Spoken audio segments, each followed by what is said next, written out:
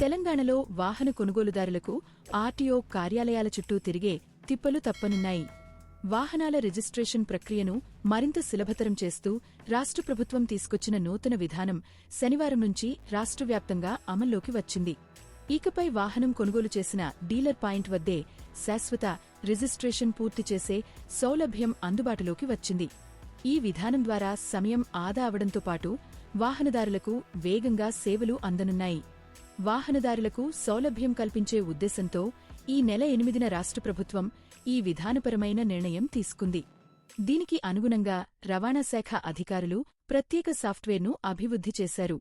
శుక్రవారం హైదరాబాద్లోని మాదాపూర్ శ్రీకృష్ణ ఆటోమోటివ్ షోరూంలో ఈ కొత్త విధానాన్ని ప్రయోగాత్మకంగా పరీక్షించారు. ఈ కార్యక్రమం విజయవంతం కావడంతో సంయుక్త రవాణా కమిషనర్ మామిండ్ల చంద్రశేఖర్ గౌడ్ స్వయంగా వాహనదారులకు రిజిస్ట్రేషన్ పత్రాలను అందజేశారు. నూతన విధానం ప్రకారం వాహనం కొనుగోలు చేసిన తర్వాత డీలరే రిజిస్ట్రేషన్ కోసం ఆన్లైన్లో దరఖాస్తు చేస్తారు. Invoice, form 21, form 22, insurance, address proof, వాహన ఫోటోలు వంటి అవసరమైన పత్రాలన్నింటినీ ఆన్లైన్లో అప్లోడ్ చేస్తారు. రవాణాశాఖ అధికారి ఆ దరఖాస్తును ఆన్లైన్లోనే పరిశీలించి వెంటనే రిజిస్ట్రేషన్ నంబరు కేటాయిస్తారు.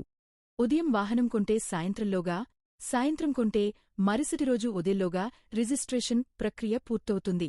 అనంతరం ఆర్సీ నేరుగా స్పీడ్ పోస్టు ద్వారా వాహన యజమాని చిరునామాకు చేరుతుంది.